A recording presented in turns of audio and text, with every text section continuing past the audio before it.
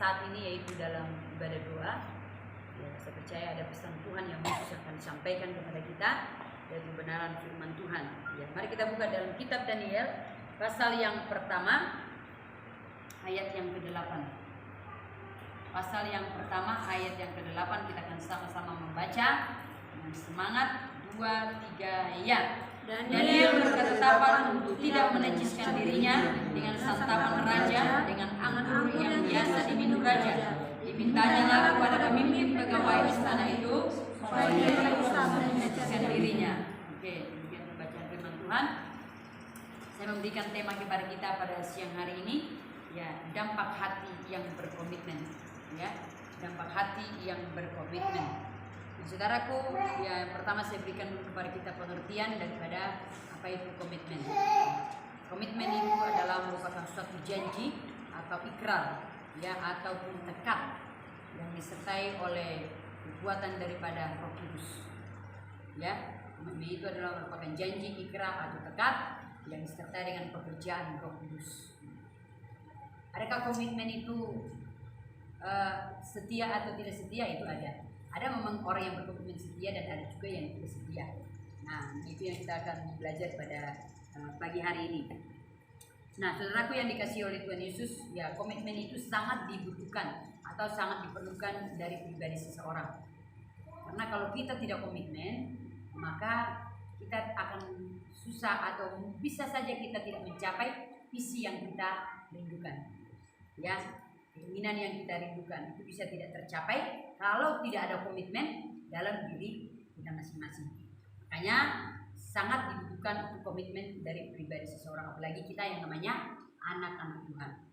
Saudara yang dikasihi Tuhan Yesus, seperti yang kita baca di sini bahwa Daniel dan juga ada beberapa kawan yang mungkin kita sudah tahu bahwa di sini mereka berketetapan hati. Dikatakan bahwa Daniel berketetapan hati untuk tidak menajiskan dirinya dengan santapan raja dan anggur yang biasa diminum raja. Nah, saudaraku, siapa sih yang tidak tertarik dari makanan yang mungkin tidak biasa kita makan? Katakanlah makanan yang enak, ya, makanan yang tidak biasa kita makan, apalagi kalau enak itu biasanya kita suka itu, ya, kita suka itu. Nah, sama halnya dengan, ya, Daniel ini, ya, bahwa dia ditawarkan untuk memakan makanan raja. Ya, kita tahu makanan raja itu adalah makanan yang enak, minuman dan anggur, dan banyak mungkin hal-hal yang enak, ya.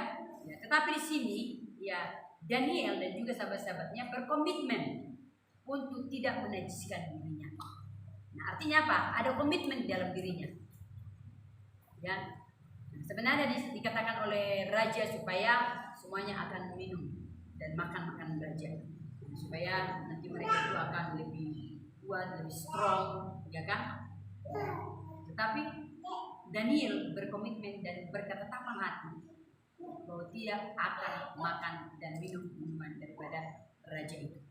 Nah, saudara yang dikasihi Tuhan, sama halnya dengan kita. Ya, kalau kita di dalam akhir zaman sekarang ini banyak hal yang akan menggoncangkan iman kita. Ya, baik dari media, ya, baik juga dari keluarga, tetangga, dan orang-orang di sekeliling kita. Bisa kita ini tergoncang, ya, bisa kita tidak setia dengan janji atau ikrar kita karena situasi goncangan yang ada di sekeliling kita. Makanya banyak anak-anak Tuhan tidak berkomitmen. Kalau hanya dikatakan saya akan setia melayani Tuhan, saya akan begini, saya akan begini, ya, komitmen itu bisa hilang 1 tahun, 2 tahun, 3 tahun. Ada yang 1 bulan, 2 bulan sudah hilang komitmen. Nah, komitmen yang Tuhan mau dari kita semua sebagai anak-anak Tuhan adalah komitmen itu yang timbul dari hati kita atau niat, ya, keputusan yang bulat yang disertai dengan Roh Kudus bekerja di dalam diri kita. Jadi harus ada Roh Kudus yang bekerja di dalam diri kita, makanya kita bisa mencapai komitmen itu sampai kita melihat hasil daripada komitmen kita. Nah, sama halnya dengan Daniel, karena ada komitmen di dalam dirinya, ya, makanya ada upah yang diberikan oleh Tuhan kepadanya. Nah, apa Bapak Ibu, apa komitmen daripada Daud itu tadi, bahwa dia tidak mau minum minuman raja atau santapan daripada raja. Nah, saudaraku yang menjadi pertanyaan, bagaimana caranya supaya kita tetap berkomitmen di dalam Tuhan, berkomitmen dalam pelayanan, berkomitmen di dalam suami istri. Ya, suami istri pun kalau tidak ada komitmen, kalau tidak ada tekad, ya bisa bercerai. Ya, tidak sedikit banyak orang Kristen bercerai. Hamba Tuhan juga ada. Karena hanya kalau bapak kembali lagi tidak komitmen, ya tidak ada tekad bulat, ya memiliki satu istri bisa aja. Kan banyak saingan, banyak Tuhan. Tapi kalau ada komitmen, ya ada tekad, dia tidak akan bisa digoyahkan oleh apapun. Sama halnya kita juga wanita seperti itu. Mungkin kita melihat suami kita kurang pas dari pribadinya, bisa aja selingkuh kan. Tapi karena ada komitmen dalam diri kita, ada roh Tuhan dalam diri kita, maka kita tetap setia dengan komitmen kita. Nah, saudaraku, apa yang bagaimana caranya supaya kita bisa berkomitmen terus di dalam Tuhan? Nah, yang pertama, supaya saudara dan saya bisa tetap berkomitmen di dalam pelayanan, di dalam pekerjaan, dalam hal apapun itu, yang pertama perlu kita lakukan adalah kita tetap setia kepada Tuhan dalam keadaan apapun. Atau dengan singkatnya, setia kepada Tuhan dalam keadaan apapun. Ya, jadi perlunya kesetiaan dalam situasi apapun. Seperti yang saya katakan tadi, dunia situasi ya bisa menggoncangkan kita, tapi kalau kita tetap setia dan memandang Tuhan, ya komitmen itu, tekad itu tidak akan bisa digoncang oleh situasi apapun yang ada di sekeliling kita. Nah, jadi Bapak Ibu, yang pertama adalah perlunya setia pada Tuhan dalam keadaan apapun. Di dalam Mazmur 26 ayat 3 dikatakan, sebab mataku tertuju kepada kasih setia Tuhan. Jadi artinya apa? Harus dengan mata yang tertuju kepada Tuhan. Ya. Supaya apa? Kita bisa tetap setia kepada Tuhan. Dan juga di dalam Di dalam 1 Raja-Raja 6 itu, nggak usah kita buka supaya agak cepat sedikit, bahwa memang perlunya setia kepada Tuhan ya dalam situasi apapun. Gitu ya. Jadi perlu kesetiaan dalam situasi apapun dalam kehidupan kita. Jangan mau digoncangkan oleh arus dunia ini. Ya, yang kedua ya, perlunya kita fokus pada Tuhan. Ya, caranya supaya kita tetap bisa komitmen kepada Tuhan, kepada janji kita, kepada tekad kita adalah fokus kepada Tuhan. Ya, ada pujian yang berkata, ku melupakan yang di belakang. Ya, artinya harus kita fokus kepada Tuhan. Itu Filipi 3 13 sampai 14 itu dikatakan bahwa aku melupakan apa yang di belakangku dan fokus kepada panggilan surgawi. Nah, jadi artinya kalau kita fokus kepada Tuhan, fokus kepada panggilan Tuhan, maka kita tidak akan bisa digoyangkan oleh situasi apapun. Ya, tidak sulit-sulitnya, tidak susah-susahnya. Contohnya ini kita suami istri, kan anak-anak kita, bisa kadang-kadang menjengkelkan kita. Bisa mungkin juga satu pelayanan bisa menjengkelkan. Nah, tetapi kalau kita komitmen dan fokus kepada Tuhan, maka tidak akan ada kata mengundurkan diri dari pelayanan, tidak mau melayani Tuhan. Tidak ada kata-kata itu. Dia akan siap menghadapi tantangan yang sedang dialami. Itu namanya apa? Fokus kepada panggilan surgawi. Jadi yang kedua adalah fokus pada tujuan Tuhan. Nah, saudaraku, kalau kita melakukan ini, ya, maka saya percaya dan dampak yang Tuhan berikan kepada saudara saya sama halnya dengan Daniel tadi dan rekan-rekannya. Jadi dampak kalau kita berkomitmen ya kepada Tuhan, ya kepada juga pekerjaan kita akan mendapatkan hasil yang luar biasa daripada Tuhan. Jadi dampaknya kepada kita, yang pertama saya berikan kepada kita ayat yang ke-9. Perhatikan bahwa Daniel di situ, maka Allah mengaruniakan kepada Daniel kasih dan sayang dari pemimpin pegawai istananya. Jadi dampaknya kalau kita berkomitmen di hadapan Tuhan, maka ayat 9 dikatakan kita akan dikasihi oleh orang lain. Nah, di sini Daniel dikasihi oleh pemimpinnya atau katakanlah raja. Ya.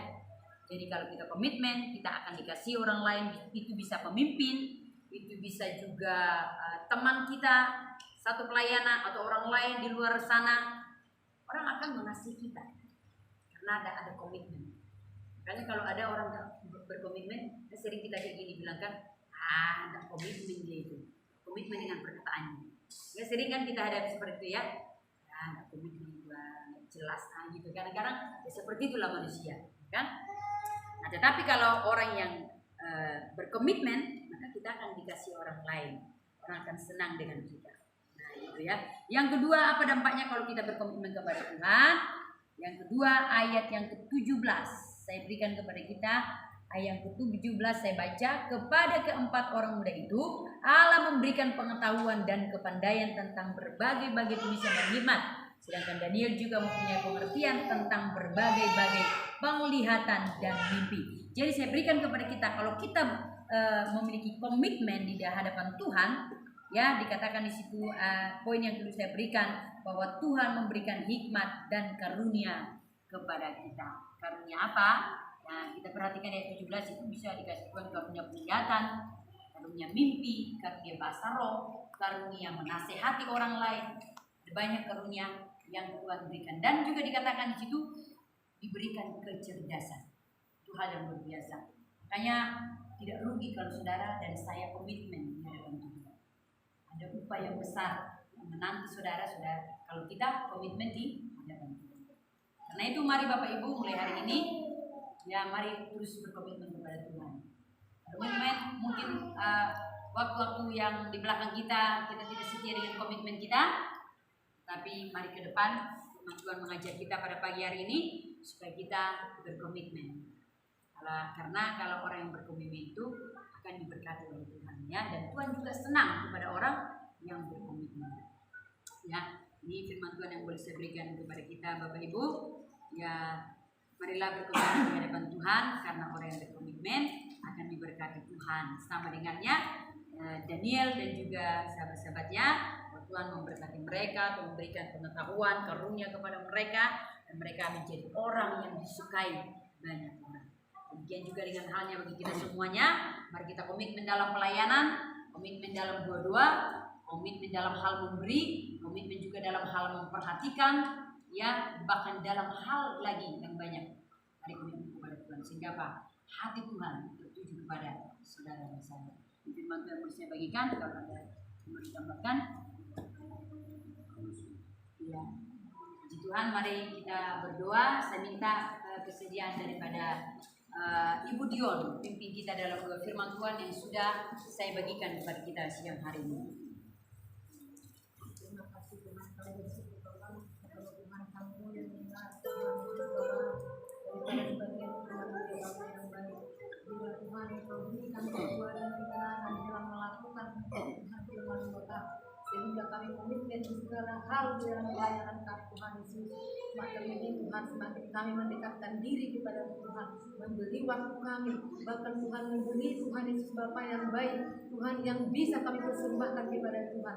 Terima kasih Bapa yang baik, berkatilah hamba-Mu ini Tuhan, semakin Tuhan pakai hamba-Mu ini lebih lagi untuk menyenangkan hati Tuhan, menyelamatkan banyak jiwa kepada Tuhan. Terima kasih Bapa, terpuji termulialah Engkau, Raja segala Raja, haleluya, amin.